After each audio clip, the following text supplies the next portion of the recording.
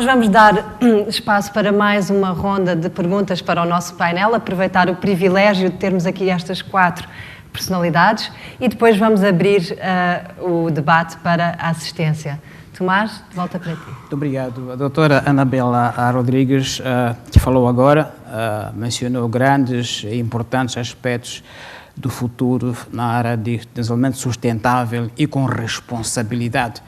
Eu ainda estou a ouvir esta manhã noticiário da Rádio Moçambique informando que há uma crise energética na África do Sul e que a oposição até pede que o presidente declare formalmente que o país está em crise energética. E parece que é algo de muito sério. Olhando para esta crise na África do Sul e olhando para o potencial de geração de energia que nós temos, como fazer um equilíbrio em que possamos, ao mesmo tempo, aproveitar essas oportunidades de mercado, mas sem esquecer que devemos nós também explorar esses recursos de forma sustentável. Um ponto de equilíbrio. Sim. Bom, uma das questões que me preocupa no caso de Moçambique é este encantamento com o oil and gas e as extrativas. Há exemplos negativos, há exemplos positivos. Não estou muito certa que nos empenhamos em seguir os mais positivos e em evitar os mais negativos.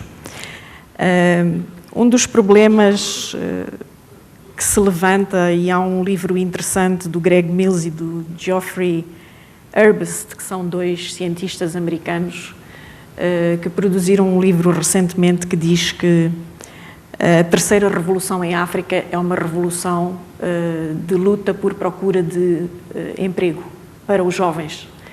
A Agenda 2025 dá os números e indica que um dos grandes desafios que os países como o nosso vão enfrentar é precisamente o facto de que vamos ter uma população enorme, muito jovem, sem oportunidades de emprego. E estas indústrias não são indústrias que criem emprego massivamente. Portanto, mais uma vez, se criarmos um eixo em que pomos a governação, sendo forte ou fraca, e um eixo horizontal, em que pomos os mercados e o investimento a responder mais às necessidades domésticas ou mais à procura dos mercados internacionais, parece-me que muitos países africanos, o nosso também, estão ainda muito inclinados para o lado esquerdo, para o quadrante esquerdo, onde as instituições do Estado são fracas,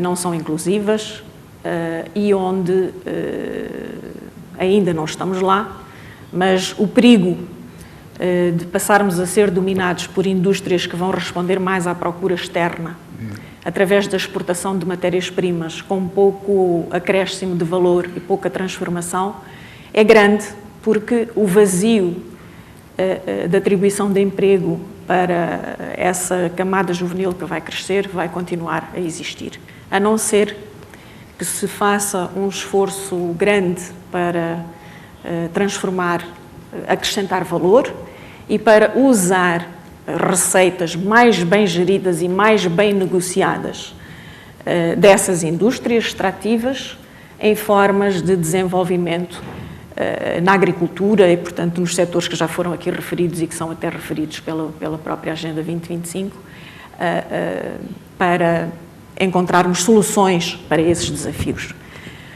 Mais uma vez, deixem-me lançar-vos uma provocação. Nestes debates, muita gente ligada a este encantamento se vira para mim e diz assim: mas vocês não querem outra coisa senão declarar toda a costa como áreas de conservação. Bom, as áreas de conservação não são apenas para abraçarmos as árvores e olharmos para os elefantes. Elas podem contribuir para a segurança alimentar. Se pegarmos, por exemplo, nas áreas marinhas, experiências que estão a ser feitas com santuários de peixe mostram que aumenta a reprodução dos peixes, o tamanho dos peixes e, portanto, permite contribuir substancialmente para a sustentabilidade alimentar, portanto, para a segurança alimentar. Mas eu costumo responder, bom, se formos hoje à internet olhar para as províncias do norte do nosso país, e eu pego apenas no exemplo de Tete, por que eu não posso perguntar, não há aqui pessoas que querem transformar o país todo em concessões e, portanto, em licenças de exploração e de extração de recursos? Acho, e eu sei que o país tem feito algum esforço nesse sentido, que é preciso apostar cada vez mais nas energias renováveis. É chocante o que se está a passar com as florestas neste país. Tão chocante quanto o que se está a passar com a caça furtiva de animais. E é tal história. Muita gente também pensa, não precisamos de elefantes para viver. Há muitos países que são ricos e que não os têm. Para além de ser uma vantagem comparativa, de ser uma herança cultural, pode ser um símbolo. Animais bem geridos são um símbolo de instituições do Estado fortes e de uma governação bem feita. Portanto, eu penso que estamos em ótima altura para gerir melhor a extração e apostar em energias alternativas. Muito obrigado. É um tema, sem dúvida, bastante apaixonante, até porque está no dia a dia dos debates públicos. Eu estava ainda a ouvir, uma vez mais, estando à Rádio Moçambique, ontem, uma reportagem sobre que já não há árvore para as pessoas que dançam o nhai a fazerem um batuque, algures em Tete. E que nessas zonas onde as pessoas cortavam essa árvore são zonas concessionadas. E, portanto, a população não pode lá entrar para ter madeira para o seu batuque. Cristiana. Obrigada, Tomás. A gestão dos recursos é, sem dúvida, um tema que está muito presente e voltaremos a ele ainda ao longo deste debate. Luís Bernardo Onuana, a doutora Anabela Rodrigues falava aqui na revolução do emprego. E na primeira ronda o senhor falou também na questão da unidade nacional. Eu gostava que olhássemos um pouco para o tema dos jovens. Eles constituem metade da nossa população. Vamos imaginar um jovem que tenha hoje 15 anos, em 2025 ele terá 25 anos. Que perspectivas é que ele tem e como é que ele irá conciliar essa preocupação do emprego com os temas da unidade nacional, com o exercício da cidadania? Na sua perspectiva, como é que estará esse jovem no futuro? Talvez devamos perguntar aos jovens.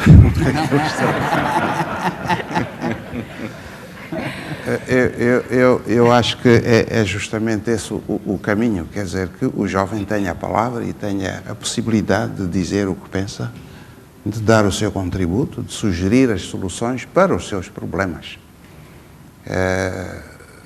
Enfim, quer dizer, o monopólio das soluções que nós temos exercido, esta nossa tendência para a gerontocracia iluminada, se quiserem, quer dizer, é capaz de ser parte do problema. Pois é justamente discutindo, não é, quais são as soluções, mas pelo que tenho ouvido, se posso citar o que ouço aos jovens, parece que, enfim, eles começam a pôr em causa algumas das soluções que lhes são propostas.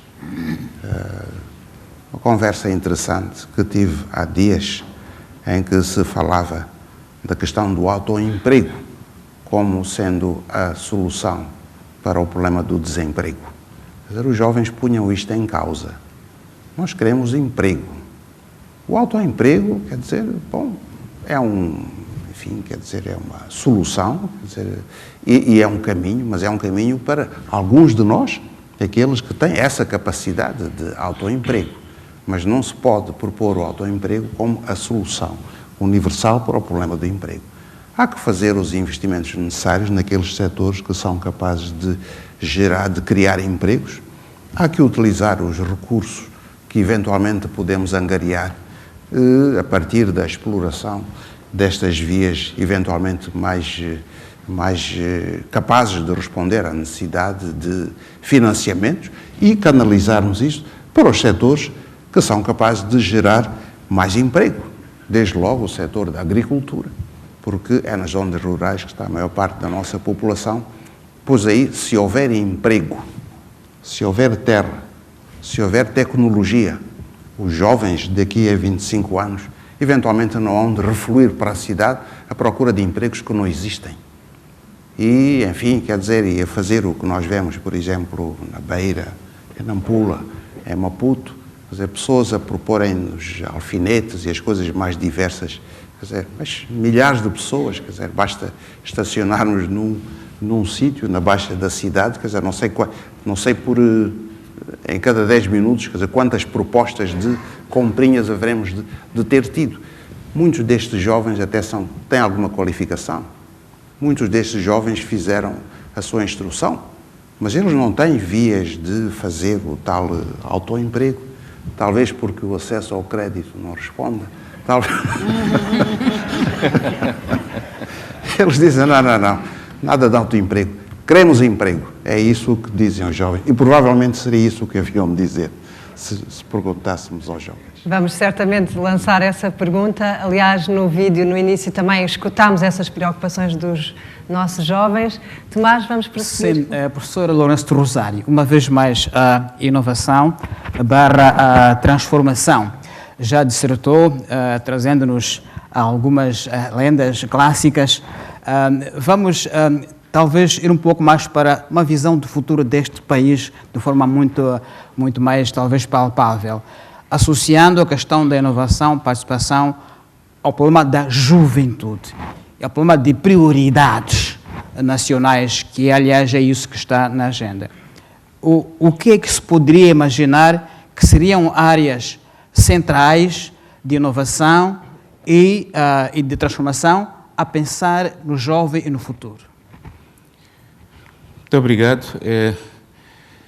Aqui uma semana atrás estivemos num seminário sobre a avaliação de qualidade do ensino superior e tivemos um debate interessante com o governo sobre a definição de prioridades. E é interessante esse debate entre a academia e o governo sobre a definição de prioridades. Lembro-me, no tempo em que a Mamã Graça foi membro do governo, também tivemos esse debate de definição de prioridades, que se criou, portanto, as prioridades do Estado socialista que nós éramos e que se definiram determinadas áreas como prioritárias, e aí o governo tinha a faca e o queijo na mão e definiu determinadas áreas, a economia, a medicina, a agronomia, enfim, algumas, e também enviou, portanto, muitos estudantes e verificou-se, portanto, que esta visão estratégica era correta, de tal modo que estes jovens que o Estado Socialista mandou estudar com o seu próprio programa estão, neste momento, a dirigir este país. Mas, neste momento, o país mudou de regime, virou para um regime liberal e o governo traz um discurso programático e dizia o governo às universidades que agora vocês têm que pensar que nada de humanidades, nada de sociologias, nada de filosofia, agora é petróleo, gás, etc. E claro que as universidades mais apressadas, não é, naturalmente estão a criar esses cursos de petróleo, gás, etc. E lembro-me que o professor Narciso Matos, que foi um dos intervenientes, dizia assim, mas isso é muito sexy uma universidade criar um curso de petróleo e gás. Mas o curso de petróleo e gás é um curso de química. E os cursos de química sempre existiram. É um curso de geologia. Sempre existiram. Mas se nós matarmos os cursos de filosofia e de sociologia, vamos matar a criação de massa crítica dos tais jovens que o Luís Bernardo estava aqui a referir e que são necessários, naturalmente, para o pensamento, a produção do pensamento. Então, o problema que se coloca não é uma contradição entre o que o governo quer e pensa e o que as universidades podem ou não fazer.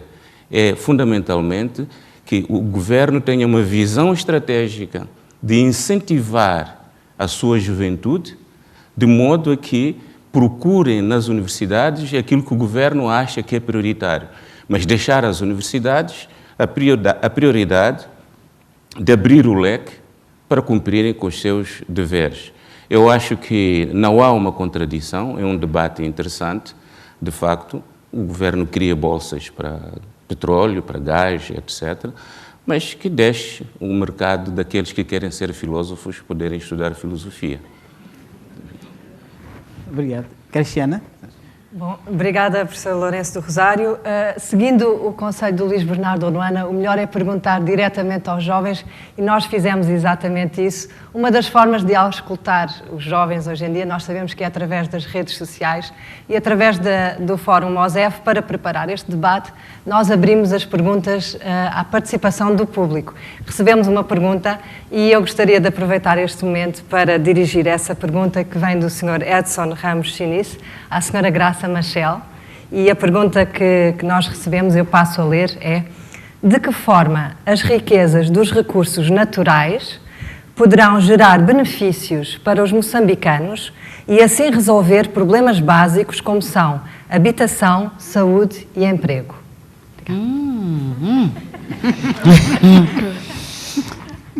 Eu devo dizer que eu não sou economista, portanto não estou sempre muito acertada com aquilo que poderão ser as estratégias na área da economia. Mas eu acredito que, primeiro, nós temos de ter clareza de o que queremos dizer com recursos nacionais. E acabou aqui de se referir que não é só a questão de estarmos na moda de que agora é o óleo, é o petróleo e é o gás. Nós sempre tivemos recursos naturais. E é preciso pôr isso numa balança em que definimos claramente o que são recursos que são de caráter agrícola ou agrário, se quer chamar, os recursos que são as florestas, os recursos que são as águas, os recursos, e tudo isso num painel muito equilibrado. Portanto, começa por aí. E segundo, dizer, dentro deste painel alargado e equilibrado, na minha opinião, então, como é que nós vamos desenvolver esses recursos de maneira, por um lado, quer dizer, a enriquecer aquilo que é o nosso orçamento de Estado, porque precisamos do orçamento aqui para redistribuirmos depois por vários setores.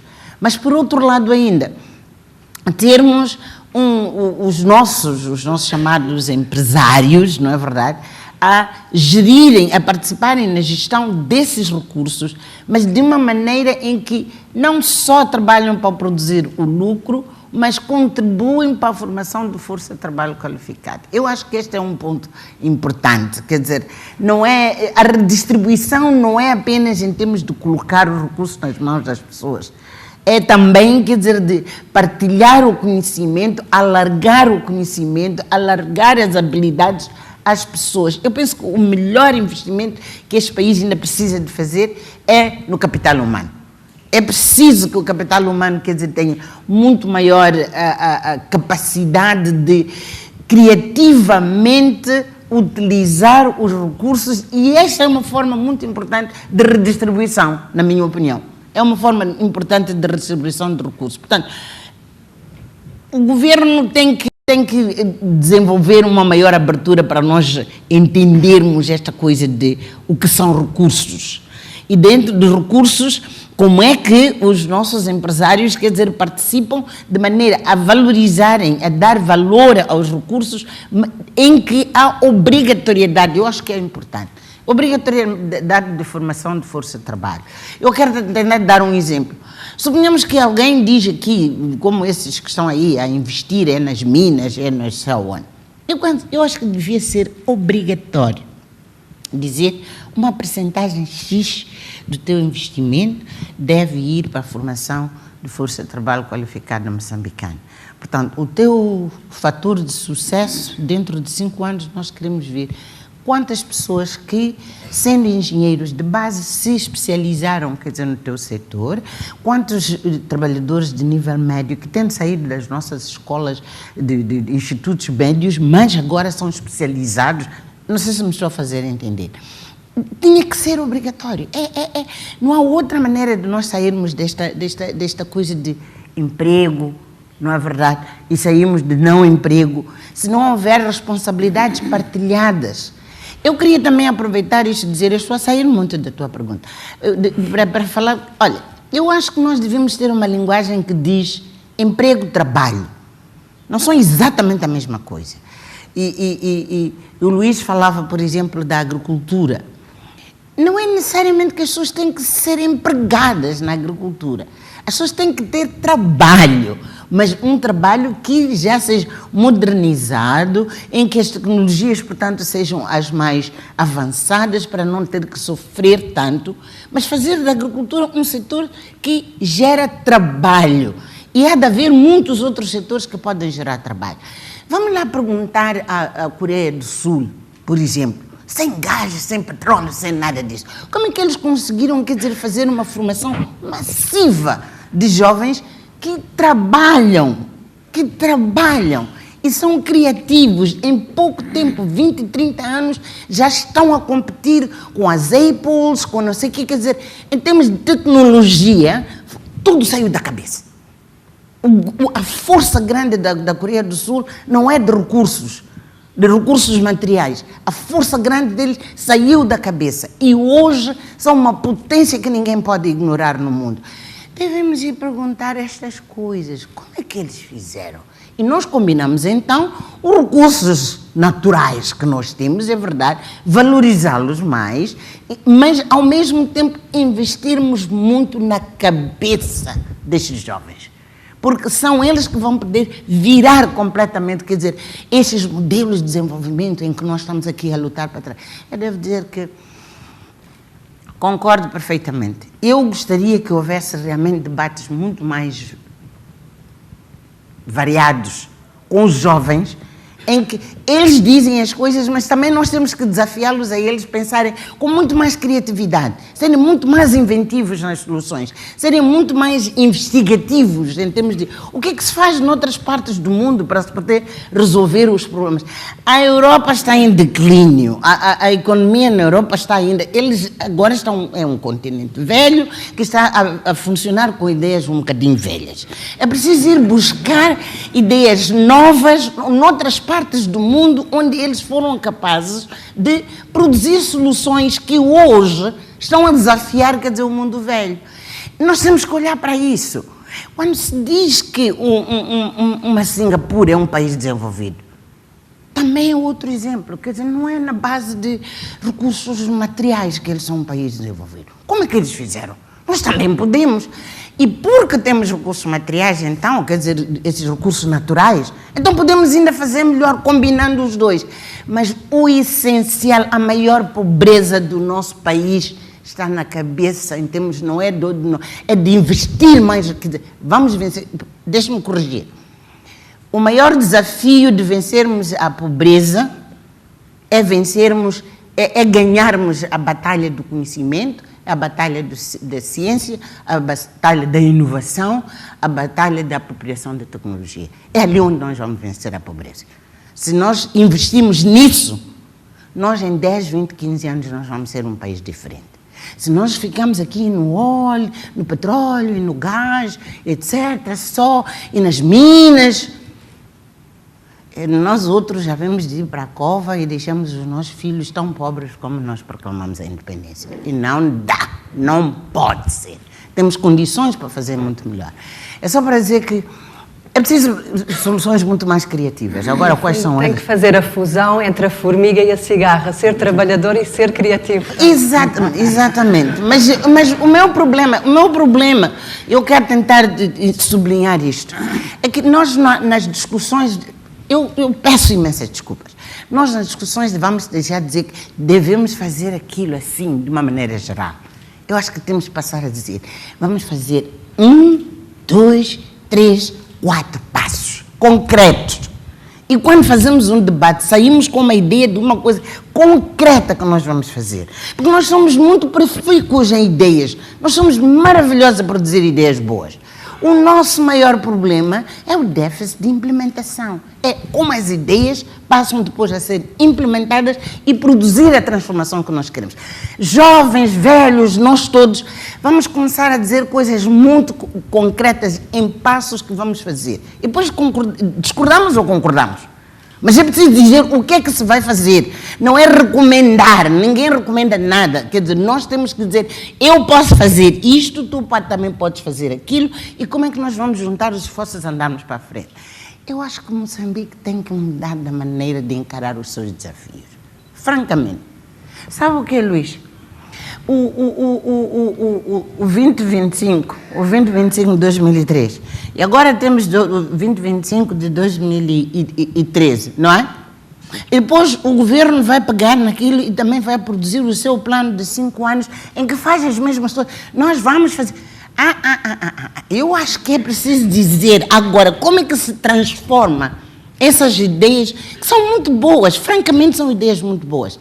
Como é que se transforma aquilo num plano concreto, mas é um plano em que há ações, há um plano em que há os métodos que se vai usar. Vai-se fazer isto, vai-se fazer desta maneira, vai-se produzir este resultado e o resultado é mensurável. É assim que o país vai progredir. Medirmos. Por outras palavras, eu estou a dizer que nós temos que funcionar, quer dizer, numa combinação de ideias com ações, com números e com resultados. Se não for dessa maneira, eu acho que vamos continuar a produzir muito bons documentos. Depois vamos chegar ao fim e sentimos que não avançamos muito. Mas temos capacidade de avançar, temos possibilidade de avançar. Por isso, é só mudar a maneira de fazer as coisas, na minha opinião. Este governo que está a vir, temos uma boa oportunidade. Muito boa oportunidade. Porque já ninguém vai ter muito medo de falar com os históricos e os não sei quê. Agora nós podemos... Ei, vocês não estão a gravar isso, não é?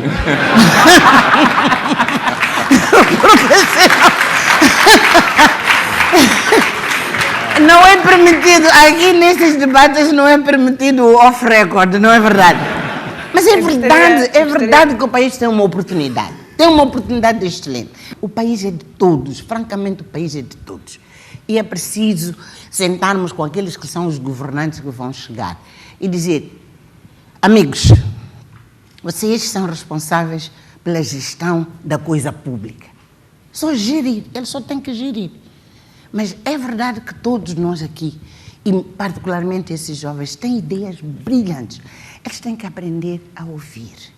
Ouvir significa levá-los a sério, no sentido de considerar as suas opiniões, as suas formas de ver o mundo, porque também uma coisa que aconteceu conosco nos últimos tempos é verdade.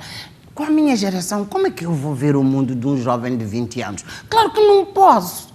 E tem que ser ele a dizer o mundo o que é para ele. Mas eu estou a fugir. Eu quero dizer que a oportunidade de aproximar aquilo que nós dizemos o governo, ou queremos dizer o parlamento, aproximar do cidadão, é ótima.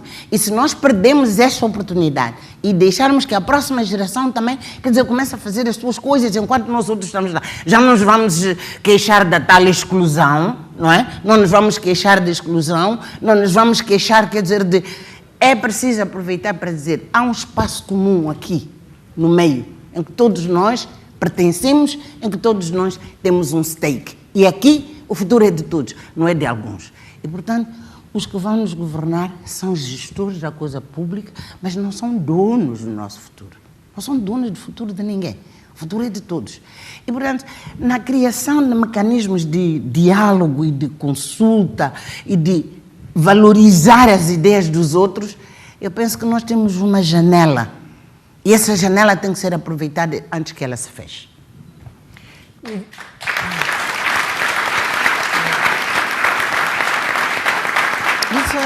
Muito obrigada. E temos agora uma janela que se abre para a nossa assistência. Eu tenho a certeza que é um dos momentos mais ansiados deste debate. Nós vamos abrir o debate para o público.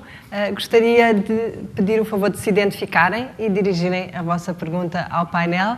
Temos alguns microfones, se ainda funcionarem, depois destes desafios tecnológicos, mas eu creio que temos disponíveis os meios técnicos para apoiar na colocação das perguntas. Temos ali já uma pergunta. Eu penso que é Dr. Fernando Couto.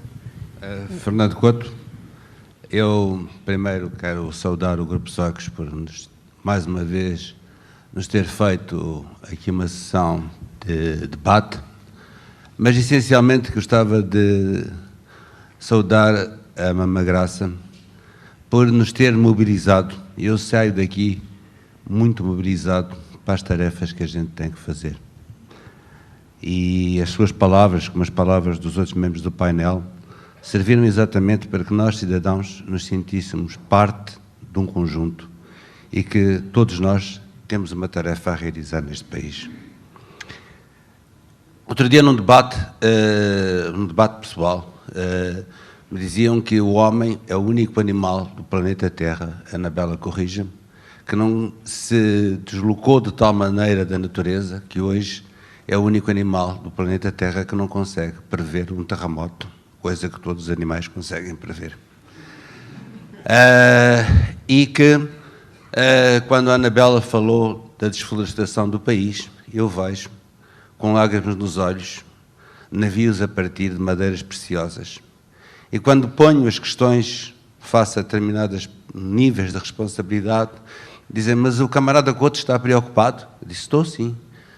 Mas as árvores vão acabar.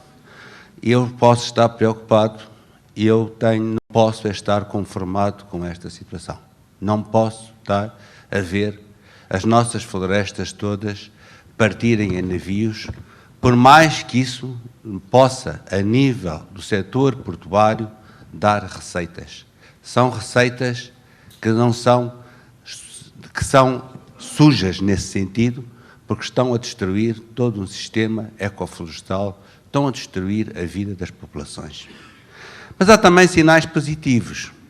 Os meus trabalhadores, que tenho muito orgulho de trabalhar com os trabalhadores que tenho, este ano perguntei, o que é que vocês querem para receber no fim do ano?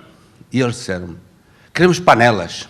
E eu fiquei um bocado admirado, porque geralmente querem cabaz. Não, pediram panelas. E pensei comigo próprio, isto é um bom sinal, porque se querem panelas é porque têm comida para cozinhar. Ou seja, a nível da agricultura familiar, sobretudo na Zona Norte, há de facto um progresso, há de facto uma capacidade de grande emprego e há projetos que estão em curso e que podem servir de piloto nas coisas boas e más que estes projetos têm. A Agenda 2025, desde o seu início, tem sido fundamental para nós, na medida em que é um documento que nos permite, a nós, os empresários, a nós, cidadãos, nos permite ter uma visão de conjunto mais daquilo que a Mama Graça falou dos planos quinquenais ou dos planos do governo, mas vemos para além das questões. Agora, a única questão que eu coloco em relação, e não é de maneira nenhuma uma crítica, uma reserva, é que eu acho que esta parte da África Austral passou, nós estamos numa viragem de século, todas as viragens de século, se olhamos para os séculos passados, têm sido sempre complicadas. Esta viragem de século está a ser muito complicada a nível mundial e, infelizmente, eu acho que nós estamos numa zona de confrontação de placas tectónicas na medida em que a parte, sobretudo, subsaariana é, de facto, extremamente apetecível para um novo encaminhamento nesse sentido. Portanto, eu acho que teremos que olhar não só para dentro, mas também olhar para fora, olhar para a região e para olhar para o mundo, porque cada vez mais nós somos cidadãos do mundo. Muito obrigado e parabéns ao painel. Muito obrigada. Vamos recolher mais uma questão ali ao fundo. Bem, bom dia. Em primeiro lugar, naturalmente, congratular o brilhante painel que está aqui presente. O meu nome é Tânia Tomé, sou economista e coordenadora de capital de risco na banca. Eu iria primeiro começar por dizer que Peter Drucker disse: a melhor forma de prever o futuro é criá-lo. E iria começar por propor até para o próximo, já no âmbito daquilo que se falou, que ações para agora e para depois em Moçambique. De facto, isto é uma das componentes que mais nos preocupa. Falou-se um bocadinho de capital humano, que eu acho que é completamente transversal àquilo que são as necessidades dos outros pilares, como capital, como criar uma gestão adequada daquilo que são as nossas vantagens comparativas, mas pensar nas vantagens comparativas, penso que não é a solução. Falou-se um bocadinho, eu creio que nós temos que, para passar para o plano de ação, temos que pensar nas nossas vantagens competitivas, que é o que nos está a faltar. Falou-se um bocadinho do problema que está a acontecer na África do Sul com a questão de energia. Nós temos recursos hídricos, nós temos recursos minerais, temos recursos, inclusivamente até renováveis, mas a grande questão passa exatamente por conseguir triangular estes 4 pilares. Não temos tecnologia, não temos capital financeiro, não temos capital humano e não conseguimos fazer adequadamente a gestão daquilo que são as nossas prioridades. Então, cada vez que pensarmos, de facto, na nossa vantagem comparativa, vamos pensar como é que podemos ter a vantagem competitiva para que não possamos ser um país em que não produz, Moçambique não produz, e passa o tempo a importar, portanto, as nossas próprias matérias-primas a um custo mais elevado. Agora queria falar um bocadinho da questão dos jovens. Falamos de jovens e eu gosto de relembrar a grande frase de Samora Machel, que dizia que as crianças são as flores que nunca murcham. Eu gostaria de dizer, antes dos jovens estão as crianças. E as crianças, de facto, creio eu que são a prioridade substancial em termos de educação para conseguirmos aquilo que nós queremos nos próximos 20 anos. Porque nós não vamos conseguir resultados se não investirmos hoje nas crianças, se não investirmos nos valores e princípios que as têm que governar, se não investirmos para que possamos ter empreendedores e depois se não investirmos para termos de facto aquele pensamento de coletividade e de unidade nacional que já não temos. Então, vamos pensar nos jovens, mas vamos pensar antes nas crianças e vamos pensar antes nessa educação que é necessário investir. E isto ressalta depois, então, para a sustentabilidade. De facto, a sustentabilidade reúne, no meu entender, esta combinação do ambiente e da economia, porque é de facto esta gestão dos recursos escassos e o fato deles, portanto, não serem renováveis. E isso é importante para as gerações que virão. Porque se hoje tudo o que está a acontecer não permite que os que estão daqui aos próximos anos a fazer um aproveitamento daquilo que são os nossos recursos, então não conseguimos ser sustentáveis. E eu creio que é um princípio também extremamente transversal. Agora, só para finalizar, eu queria dizer, sim, o óleo e o gás e o petróleo são importantes. São importantes porque eles vão nos criar como base de rendimento para nós conseguirmos, de facto, investir nas outras prioridades do nosso país. Estou a falar da agricultura, estou a falar da educação, estou a falar de investirmos para a produção.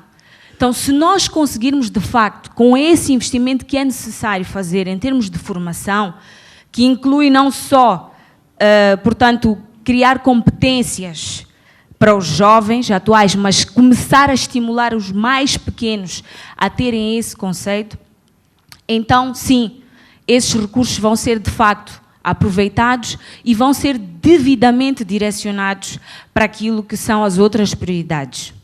Muito obrigada. Obrigada, doutora Tânia Tomé. Temos espaço para mais uma pergunta, depois vamos devolver ao painel para as respostas. Penso que ali ao fundo. Bem, chamo-me Abel Mabunda e queria agradecer muito as intervenções do painel e as contribuições dos moderadores. No tempo colonial, o problema do africano é que não se podia desenvolver até um certo nível. Se ele tinha que ser professor, morria professor. Se ele tinha que ser enfermeiro, morria enfermeiro. Hoje, envolvidos esses anos todos, um técnico de planificação pode morrer técnico de planificação. Pode a pessoa estudar, fazer mestrados, fazer sei lá que cursos, pode morrer como técnico de planificação, como é o meu caso. Então, isso para dizer que há um desencontro na nossa mentalidade. Enquanto aqui fazemos discursos bonitos, reunimos-nos à parte e dizemos, olha, nós somos um pequeno grupo e nós merecemos isso. Na altura, houve um grupo que se intitulou Únicos e Legítimos Representantes dos Povos desta zona. Conhecem-se. E esses, até hoje, são os únicos e legítimos representantes destes povos.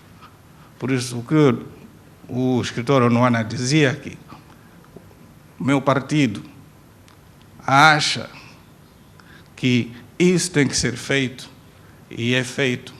É mesmo assim. A Frelimo é que faz, a Frelimo é que fez. Temos esse discurso aqui. Eu sou planificador, como vos disse.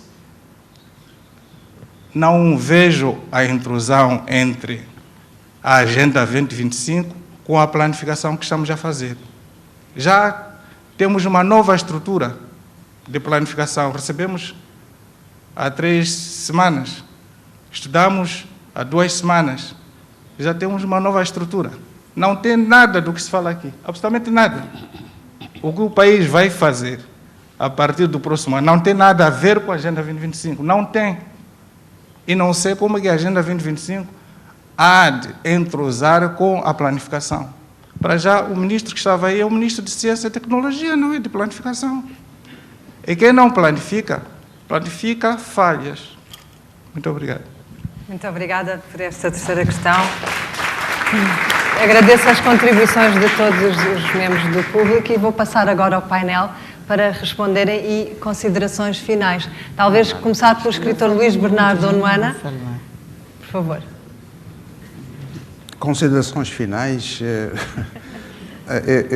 Eu penso que ouvimos intervenções interessantes por parte de alguns membros do público, mas essas intervenções não nos colocaram questões diretas às quais nós pudéssemos reagir. Mas, em todo o caso, cabe talvez, a propósito destas intervenções, dessas contribuições, cabe talvez a seguinte observação. A Agenda 2025, como se disse, não propõe soluções acabadas. A Agenda 2025, na ótica de alguns de nós, quer dizer, vale também pelo processo que foi e que pretende ver replicado e estendido a todo o país. Talvez a ilação importante a tirar de algumas das coisas que foram aqui ditas é que, efetivamente, embora a Mamãe Graça insista na necessidade de passarmos à ação, ainda é grande o déficit de discutirmos juntos e de nos identificarmos através desta discussão. Talvez em alguns setores do país, com abundância de seminários, de colóquios, os nomes são variados, mas enfim, são reuniões e ocorrem em hotéis e PowerPoints e coisas desta natureza. Talvez acabemos por confundir isso com, digamos, um diálogo que é necessário para que o país se conheça, identifique os seus problemas, para que os cidadãos se sintam livres, não é? Para expor, por exemplo, a história que acabamos de ouvir, do Sr. Mabunda, e termos consciência de que essas coisas acontecem entre nós. E não ser como, bom, há uma oportunidade, aqui vou eu, quer dizer, e faz uma narração dos sofrimentos. É fundamental, é necessário nós termos consciência de que estas coisas acontecem entre nós. É necessário haver ocasiões e multiplicar essas ocasiões por todo o país para que essas histórias venham ao de cima e nós tenhamos conhecimento delas e que elas sejam parte das preocupações com que tentamos resolver os problemas que se colocam ao país. Portanto, há um déficit de diálogo. É necessário continuarmos o diálogo. E a Agenda 2025 vale pelo processo de diálogo que iniciou. Algumas soluções foram propostas, mas não tenho a mínima ilusão. Dentro de algum tempo, as circunstâncias vão ter evoluído de tal maneira que mesmo essas soluções, se calhar, já não se aplicam. Mas vamos discutir, vamos estar juntos, vamos continuar juntos e vamos continuar a tentar conhecer-nos cada vez melhor. Muito obrigada ao escritor Luís Bernardo Onuana. Doutora Anabela Rodrigues, convidava-lhe a fazer algumas considerações finais. Eu queria apenas deixar uma mensagem de esperança, em particular depois de ter ouvido a última intervenção. À medida que falava, veio-me à memória um livro recentemente publicado pelo diretor do Banco Central na Nigéria, com uma vasta experiência internacional, que diz que nunca houve uma oportunidade tão grande para este continente para que sejam os africanos, os cidadãos de um modo geral, a definir os seus destinos e o seu futuro. Ele diz que durante uns tempos estivemos entregues aos colonizadores, depois foi a vez das políticas de reestruturação, provou-se que os doadores não conseguiram encontrar solução para o continente, não há retorno que corresponda ao investimento, à quantidade de dinheiro que veio em donativos. Levanta ainda a questão de que as políticas do Banco Mundial só contribuíram para desestruturar, por exemplo, a pouca industrialização que existia. Nós somos um bom exemplo disso, se todos se lembram da experiência do caju, mas que chegou finalmente à altura de serem os africanos e de serem os cidadãos a definir o seu destino. E penso que até na nossa própria sociedade começa isso a ficar evidente. O poder da sociedade civil cresce. O poder de intervenção dos cidadãos cresce. É verdade que o déficit é grande, mas não se feche na sua caixa. Eu acredito que os cidadãos deste país já o provaram em várias ocasiões, têm força suficiente para exigir melhor governação e melhor prestação de contas por parte do seu próprio governo e de exigir os seus direitos, portanto, na capacidade de influenciar, de intervir nas decisões que são tomadas e no desenho de futuro que se faz. Muito obrigada, doutora Anabela Rodrigues. Professor Lourenço do Rosário, algumas palavras. Muito obrigado. Talvez dar um exemplo de experiências de campanha eleitoral em que, numa reunião de balanço de um determinado partido, se dizia: mas nós estamos a cometer um erro nesta campanha porque estamos a chamar para a campanha as pessoas que já sabemos que vão votar em nós próprios. Então não estamos a fazer qualquer campanha.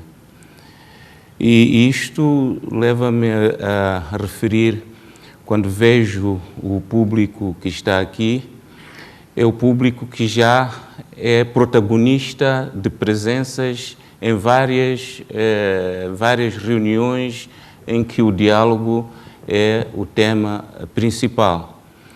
E uma recomendação talvez a Mosefo, que esta é de facto a popularização do livro que acaba de lançar, que isto seja apenas o símbolo daquilo que se pretende para que a campanha da divulgação dos conteúdos da Agenda 2025 não fique apenas para nós todos que já sabemos o que é a Agenda 2025, mas sim que possa, eventualmente, daqui sair a semente que nós pretendemos que passe para aquilo que foi tema de conversa aqui, a juventude, o povo, o camponês, etc., que de facto é necessário que todos nós conheçamos o que devemos fazer. Talvez concordar com a Mamã Graça, as ideias estão aqui, e das ideias o que é que nós podemos extrair para atingirmos o cenário da abelha, que é isso que nós pretendemos, todos nós, e que este público seja apenas o paradigma daquilo que nós pretendemos no país. Muito obrigado. Muito obrigada, professor Lourenço do Rosário. Senhora Graça Machel. Talvez pegando na última intervenção, sugerir que se encontre um mecanismo de, não sei se vou dizer de aproximação entre o debate, ou os debates que estão a ter lugar e estão programados com os órgãos decisores. Porque me parece que ainda são processos paralelos.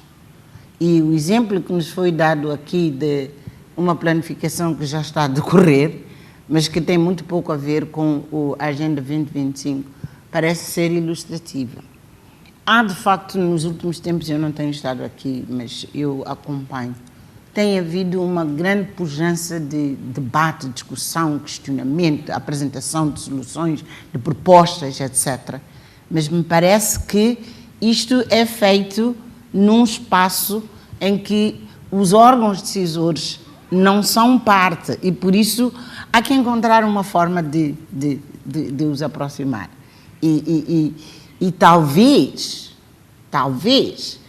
uma das coisas que se pudesse fazer precisamente no quadro desta janela de que eu falava era levar a discussão da Agenda 2025 para aqueles que estão a preparar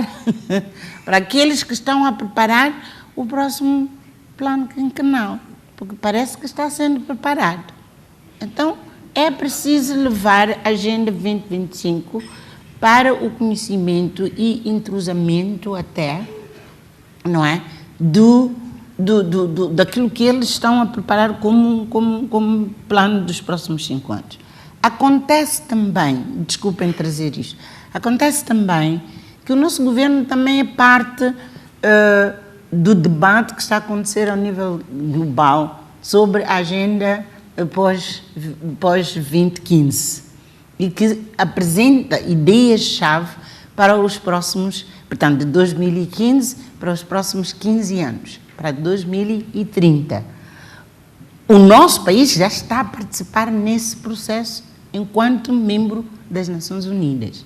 E há metas que estão a ser acordadas globalmente. Ora, como bem se disse, nós também não somos um país ilha, somos parte da África. A África já tem aquilo que se chama our common position, não é? Common position, qualquer coisa assim. Então, tem uma posição que foi adotada pelos países africanos. Como é que estas coisas se alinham? Acho que é preciso encontrar um mecanismo que pode não ser obrigação da SOICO, mas pode ser, provavelmente, uma sugestão aqui, quer dizer, que os membros do comitê, os conselheiros, porque têm uma cobertura legal, foram constituídos e trabalharam durante esses anos todos, que se ofereçam efetivamente para falar com as pessoas que estão a preparar o plano quinquenal e provavelmente também aquelas pessoas, dentre as quais eu estou, que estão a trabalhar na agenda pós-2015 para 15-30, também temos esse debate, porque não vamos implementar o nosso plano sem a interação com aquilo que o 25 e aquilo que ao nível global se está a acordar. E é preciso alinhar esses três movimentos de pensar. É uma sugestão que talvez possamos também seguir fora desta sala, mas eu acho que é importante. E eu quero só aproveitar para pedir desculpas pela minha informalidade. Eu fiz aqui intervenções de uma maneira muito, muito informal. E eu quero pedir desculpas, mas, sabe, a partir de uma certa idade, a gente já não muda, não é? É assim mesmo. Nós somos assim mesmo. E não é para impor a minha informalidade, é só para pedir a vossa indulgência e a vossa compreensão. Muito obrigada. Muito obrigada, Sra. Graça Machel. Eu gostaria de tranquilizá-la, porque está em direto para Moçambique e para o mundo, através da STV Notícias. E Aproximamos dos momentos finais desta conferência dedicada ao tema Moçambique, que visão para o futuro. Tomás Vieira Mário, muito obrigada pela partilha nesta moderação do debate. Algumas notas de remate? Não, Cristiana, penso que qualquer esforço de querer resumir seria uma ociosidade inaceitável, porque toda a informação foi aqui dita, muito bem dita. Penso que o fim deste evento foi plenamente cumprido, que era o de lançar a primeira publicação da MOSEF e também mostrar o alinhamento que há entre os pilares do MOSEF e a Agenda 2025 e dar o tom dos debates que se vão seguir dentro desta modalidade. Penso que foi este que foi pretendido, acho que foi plenamente alcançado, Cristiana. Muito obrigada, Tomás, e um forte aplauso, por favor, para os nossos convidados. Muito obrigada pela vossa presença.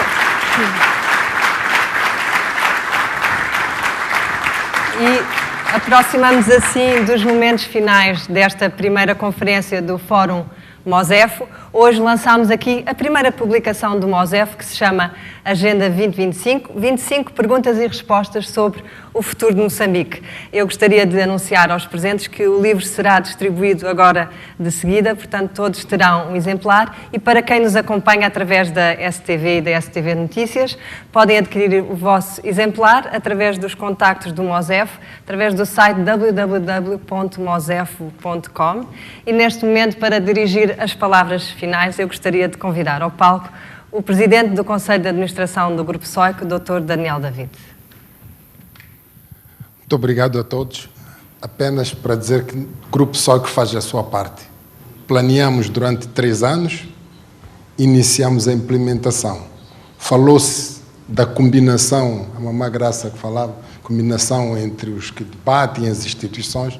Temos aqui pessoas do tribunal, temos aqui pessoas da banca que controlam toda a questão financeira, temos aqui o governo, estão a ouvir, temos aqui organizações religiosas, por isso achamos que a mensagem ficou. Estamos a transmitir para todos os moçambicanos, felizmente a nossa televisão tem um share de audiência acima de 50%, implica que estamos a ser vistos, estamos a transmitir para a África Austral, pessoas em Angola estão nos a acompanhar, estão a mandar no Facebook a dar parabéns por estes debates que os moçambicanos estão a fazer. Estamos a transmitir para Portugal, por isso estamos a ser assistidos na Europa também. Esperamos que no próximo MOSEF estaremos a transmitir para New Jersey, nos Estados Unidos, ou para Paris, que é esse o próximo avanço que o Grupo SOIC vai ter na sua internacionalização, de mostrar o orgulho de Moçambique, da capacidade de não sermos uma ilha, sermos uma parte do mundo global e usando as tecnologias para chegar aos nossos cidadãos, mas também chegar ao mundo, mostrar que somos diferentes e somos iguais no debate, naquilo que queremos do futuro de Moçambique. Muito obrigado, Mamã Graça, é uma honra.